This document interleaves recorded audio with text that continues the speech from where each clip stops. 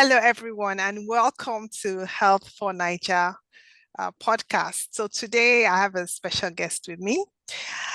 First, I'm going to introduce myself. My name is Ngozi Onoha, and I've been running this platform for a few years now. And what I do is provide health education content to people in the diaspora, Nigerians in the diaspora.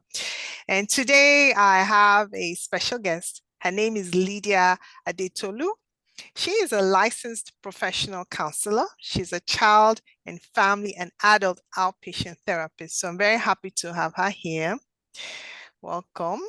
Thank you. And today we're going to tackle this very sensitive topic. It's titled Reasons Why People Stay in Abusive Relationships.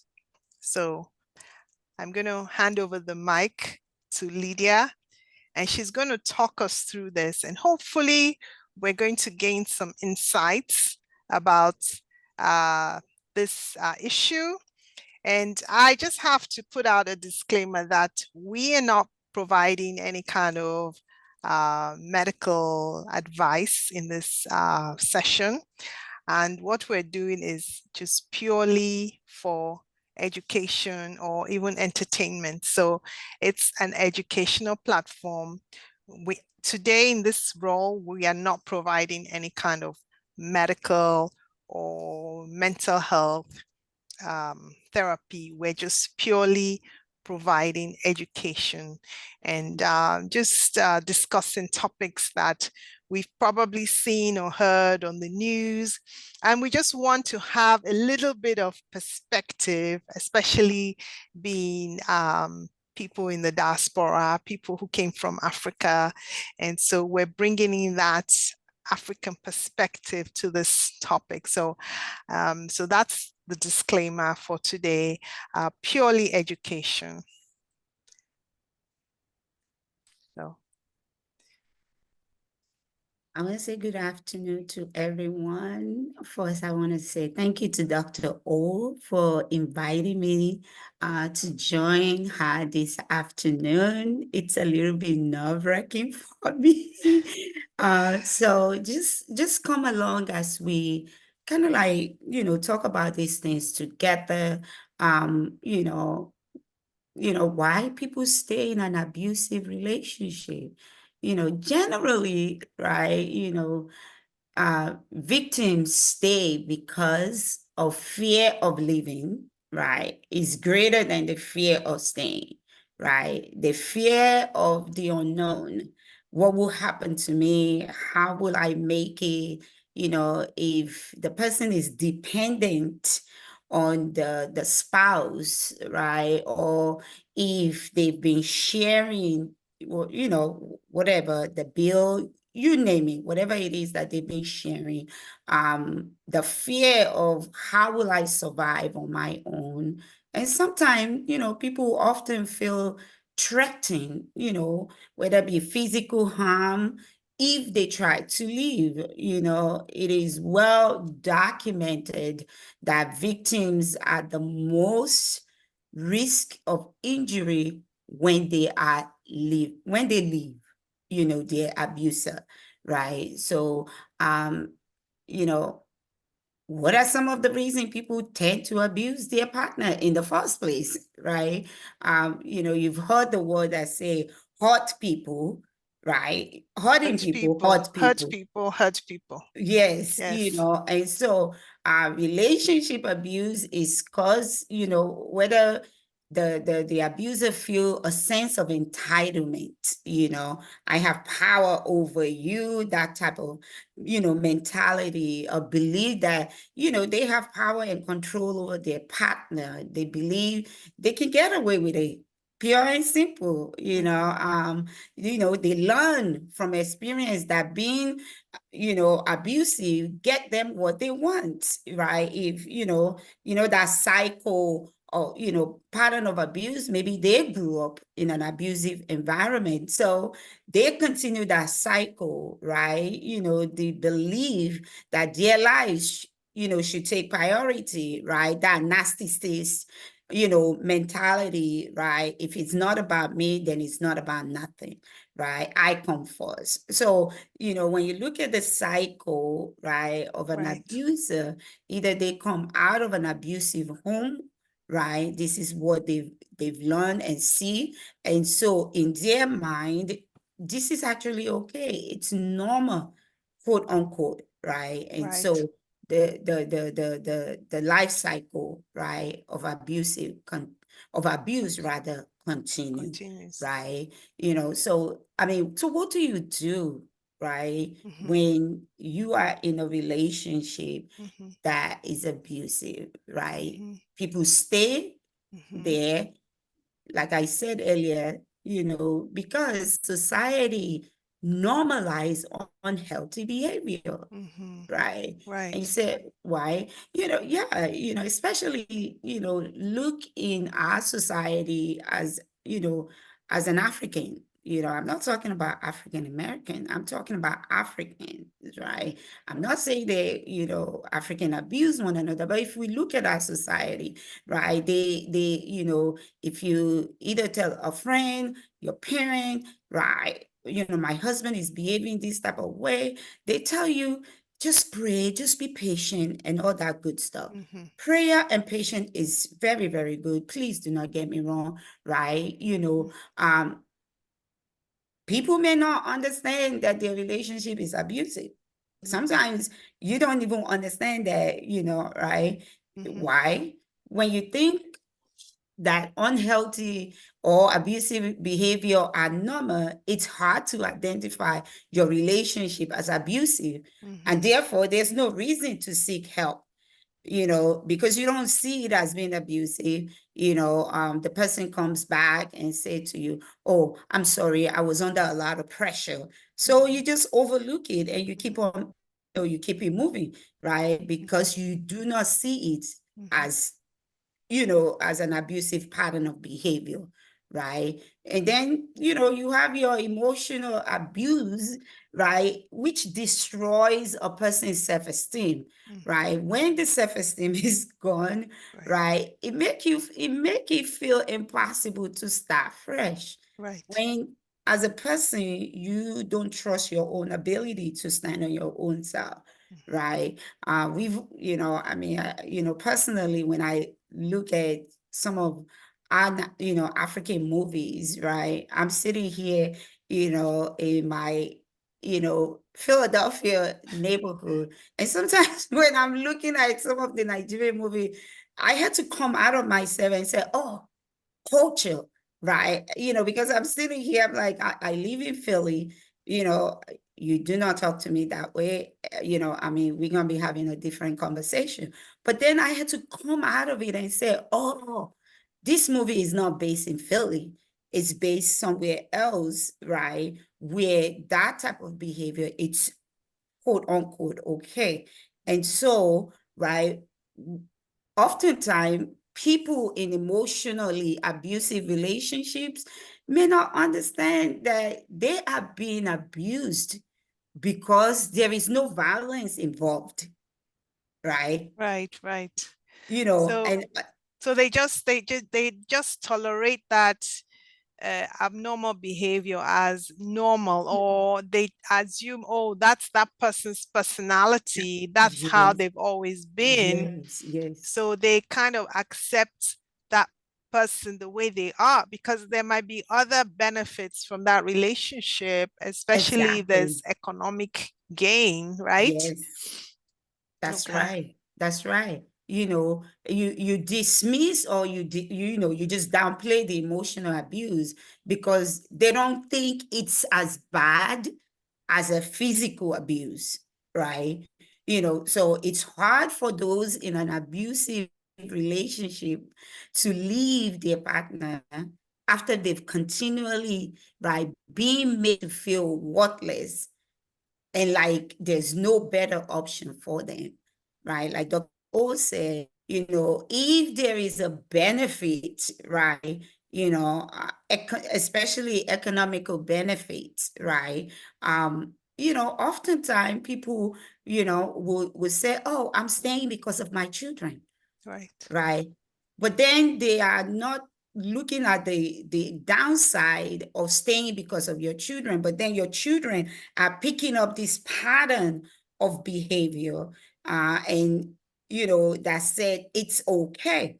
This is normal because this is what goes on in our family, right? Like I have a client right now, I mean, like Dr. Ho said in the beginning, put a disclaimer: we are not here to tell anybody to leave their relationship, but I've had this client since the pandemic, and every session she's waiting for me to say leave, but that's not my job.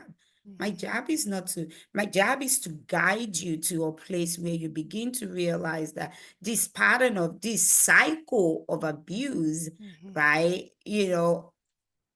Somebody need to put a stop to it, Right. right? Abusive incident comes, a makeup honeymoon phase. Somebody slap you and then go out and buy you a makeup to fix it, right? Yeah, I mean, I think that, what one second. Mhm, Yeah.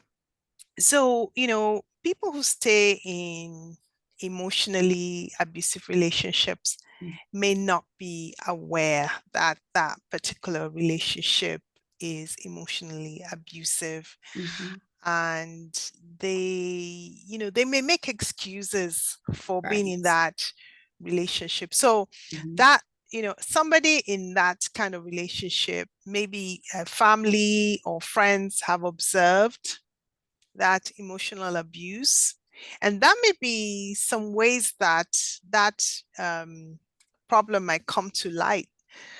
Um, but what can they do? If they're in this abusive relationship, you know, what what can people do when they find themselves in that type of relationship? You mentioned the mhm, fear of leaving for so many reasons. mhm. And, if you have people who are married and they have kids, it's not that easy to just up and Of course, go. of So, course, what of are course. the, I mean, and nobody's saying we're not advocating for people to leave or what have you. We're just kind of having this discussion. It's a Mhm, very tough topic to tackle, really, but I feel it's something we need to talk about because we see in the news about these sort of things happening, and then they come to light, and then you have somebody who was in an abusive relationship for 10 years and couldn't get out of it. mhm, And that got me really thinking. And that's why I reached out to you and I said, you know what, I think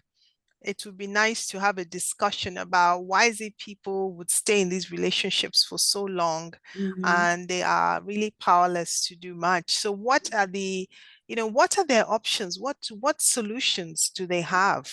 Okay, Mhm. okay. So before we go to solution, right, let's quickly talk about part of the reason why, you know, um, people stay and they don't leave as quickly as somebody standing on the outside looking in, Mhm. right? Often when an abusive situation happens, it is followed by the abuser doing something nice or apologizing and promising that they would never do it again. So this make their partner minimize the original abusive relationship, behavior rather, the original sin, because he apologized. He Mhm. didn't mean it. Or He she didn't mean it. apologized, or Yeah, or he or she she, apologized to right? Or him. they, yeah, Yes, yeah. right. I'm not gonna do it again, Mhm. right? Mhm. And they do something nice, and then you Mhm. got that honeymoon phase. Mhm. Everything is so good, right? By the time the next offense comes up, right? He or she already forget the original, the initial time, right? And Mhm. so here comes the apology again. Again, So so it's again, almost like like a clock being reset.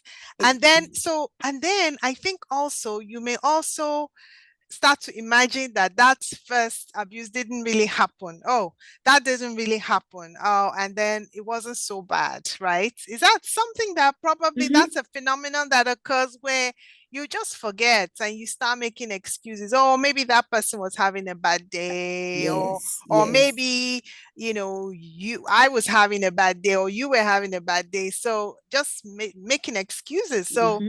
So that's interesting when you said the clock will just keep resetting. Like, okay, it's Mm-hmm. like, okay, this is the first offense. And then Yeah. I guess people lose track of time. 1 year They- becomes 2 years, 3 years, yes, yes, and then, yes. You do uh, lose track of time. mhm, Like you mentioned earlier. mhm, Okay, mhm, so in the process of losing track of time, maybe mhm, now one kid become two kid becomes three kids, mhm, right? So mhm, where do you go, right? Either way, where do you go with three kids? mhm, You can't just uproot your children and say, mhm, okay, we're mhm, moving out mhm, without having a proper or adequate resources for mhm, when, if and when you do decide to leave. mhm, Okay, so what can friends do, right, to help their friends in a mhm, toxic relationship? mhm, Listen, mhm, because I think for a lot of the time we are quick to judge. I mhm, don't know why you can do that. No, mhm, you have mhm, to listen. mhm, mhm, You have to be able to no sympathize, mhm, right? mhm, Sympathy is very easy. mhm, Oh, you fall down? Okay. Are you up yet? That's mhm, sympathy. mhm, You got to be able to empathize because mhm, empathy means that, your friend just fell into the ditch. mhm, And then you, as a mhm, person, decided to climb down into the ditch and mhm, stay with your friend mhm, until help comes. mhm. Got That's it. empathy, Mhm, right? So you got to be able to listen and empathize mhm, with your friend, mhm, right? That's mhm, one way that you can start to help them because if you mhm, don't listen, if mhm, you just want to give them your opinion, you are mhm. going to lose them. Got it. Okay, Mhm, right? Share with them unhealthy relationship experiences of your own or mhm, of someone that you have heard of, mhm, right? mhm, Don't just share it. Tell them how, right? Either they were able to overcome it, they were mhm, able to get out of it, mhm, they were mhm, able to get help, mhm. right? You Got you it. got to give a solid reason for a person that is in between decision making. Okay, be gentle, because I feel like a lot of the time we are very quick to judge, we are Mhm, very quick to give advice, mhm, right? But we mhm, are not gentle in our deliverance mhm, or delivery, I should say, mhm, of mhm. the message, Got it. right? Mhm, Build up their self-image because a mhm, lot of the time people that stays in an abusive relationship, mhm. it's about self-esteem issue, Self-esteem. Okay. right? Mhm, They stayed in there for so long mhm. and they are broken. Got it. They've been told that they don't want anything, Mhm. right? Okay. Who's gonna look at you? Who's gonna Okay. care for you, right? Okay. And so be gentle, build up their self-image, help Okay. them to realize that, they are good. There is nothing wrong with them the Right. way Right. they are, Right. right? Don't be judgmental and don't criticize. Right. You never know what is going on, whether they stay in it because of economic benefits, whatever the reason why they stay in it, right? Right. You know, don't judge, right? Okay. You know, a friend told me one time that there's a spiritual component, right, to staying in an abusive relationship, and that just triggers something in my mind. I'm a Christian, right? So I remember that Bible passage that said, can two walk unless they agree, right? So if you are in an abusive relationship and you know there is no agreement. In contract law, they call it the meeting of the mind. When there is no meeting of the mind, either you need to re-examine what you're doing, right? And Mhm. see if you need to either rethink or Mhm. redo what you're doing, Mhm. right? Make sure they know you are always there.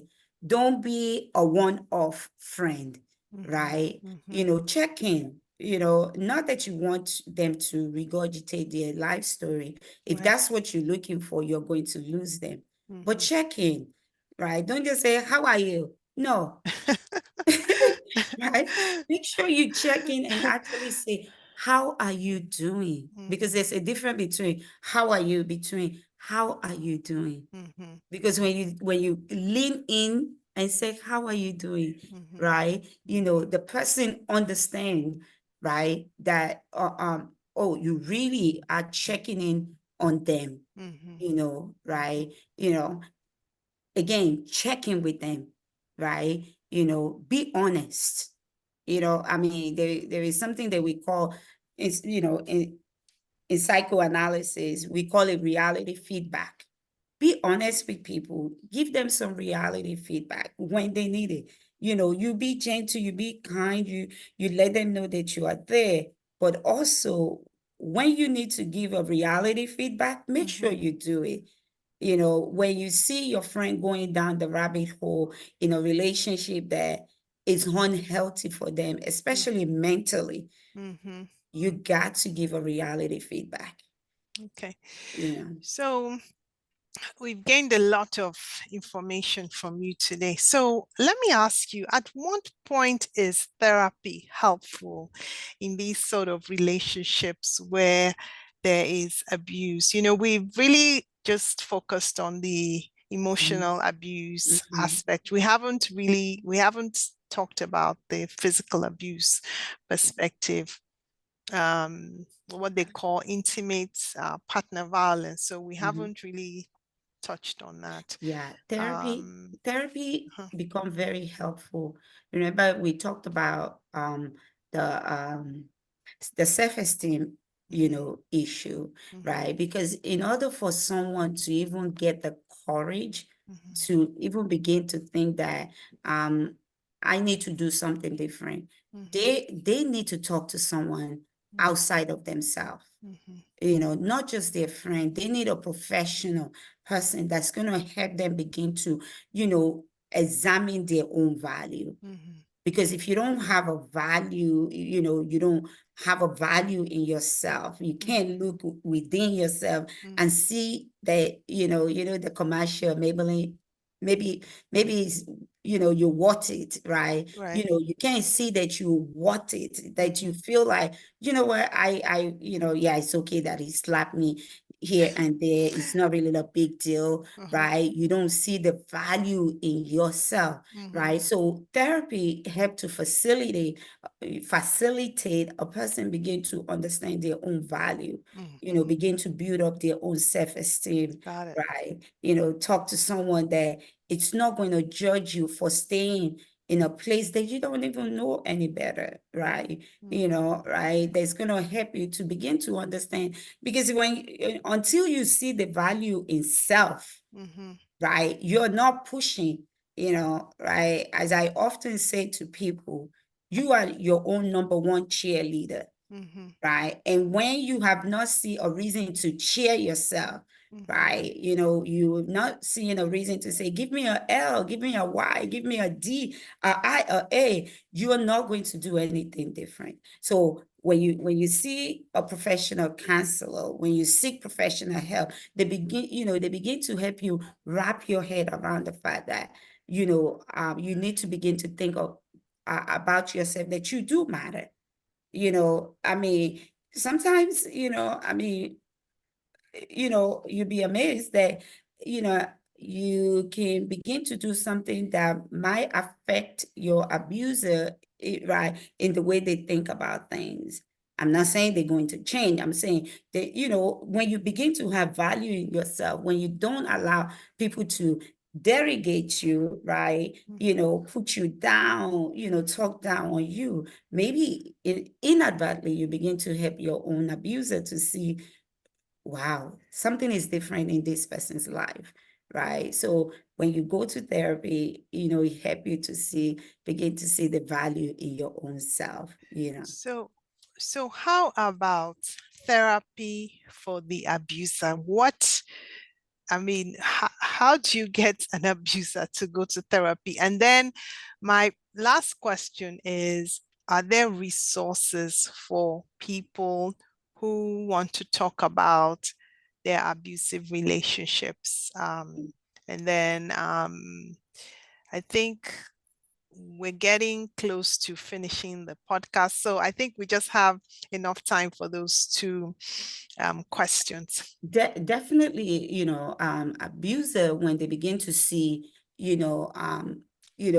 the value in getting help, because they need to deal with their own situation before they can even deal with anything in their marriage. Because if they don't deal with what is going on for them, Mhm, there's no way they can deal with their relationship. mhm, First, they need to get help. Whatever it is that get them to where they have to deal with it. In terms of getting help, here, in our neck of the wood, you can always call the National Domestic Violence Hotline, mhm, 1-800-799-7233. And that number is available 24/7. mhm, And now, we now have the 988, you know, the same thing as having the 911. We have the 988 for crisis mhm, hotline. This number, you can dial it, you can text it, right? You can text it, send text to the 988 number, right? For help. So if you call the 988 number, right, mobile crisis will come to, right? It's going around the country now. It actually start here in Philadelphia, mhm. right? I mean, some people from the Senate and blah blah blah. They came here a couple of years ago when this 988 number was launched. So you can always dial 988, which is the suicide and crisis, lifeline hotline, Okay, anytime for help. thank you. All right, so we've run out of time today. I hope you'll be able to come back and give us some more insight. This was a very tough topic and you did it amazingly well. I want to thank you so much for coming on here. Thank you for having me, Dr. O. Thank you.